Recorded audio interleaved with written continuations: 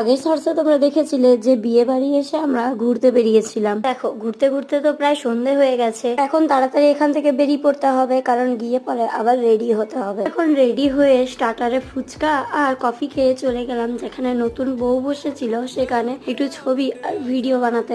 বিয়ে বাড়িটা যেহেতু আমাদের বাড়ি থেকে একটু দূরে ছিল, বাড়িও ফিরতে হবে, সেজন্য অন্য বিয়ে বাড়ির তুলনায় এই বিয়ে বাড়িটাতে আমরা অনেক তাড়াতাড়ি খেতে বসে গেছিলাম। এই যে পাশে পিসিমণি রয়েছে, ওই যে দূরে মা আর কাকিমা বসে রয়েছে, তার অপোজিট সাইডে বাঁদরটাও ছিল, আর এইদিকে বাবা আর পিসাবাবু। খাওয়া দাওয়া করার পর এখন আমরা বেরিয়ে পড়েছি বাড়ি যাওয়ার জন্য। আর রাস্তাতে আমি একটা বেলুন উঠিয়েছিলাম যেটা বাঁদরটা দিয়েছিল। তার পরের দিনই ছিল আমার কলেজে এক্সাম, তা এখন বাড়ি যাচ্ছি। আর ট্রেনে এই পাঁপড়গুলো কিনেছিলাম। আমাদের কার কার এই পাঁপড়গুলো খেতে ভালো লাগে কমেন্টে জানিও। আর ট্রেন থেকে নেমে আবার বাসে করে বাড়ি যেতে হবে। ট্রেনে তো আমরা ফাঁকায় ফাঁকায় মজায় মজায় সুন্দরভাবে এসেছি। বাসগুলো দেখো কত ভিড়, এরকম 4টে বাস ছেড়েছি, তারপর অনেক ঝামেলা করে অনেক কষ্টে বাড়ি এসেছি। এটা তো বাস কম, লোকাল ট্রেন বেশি মনে হচ্ছে।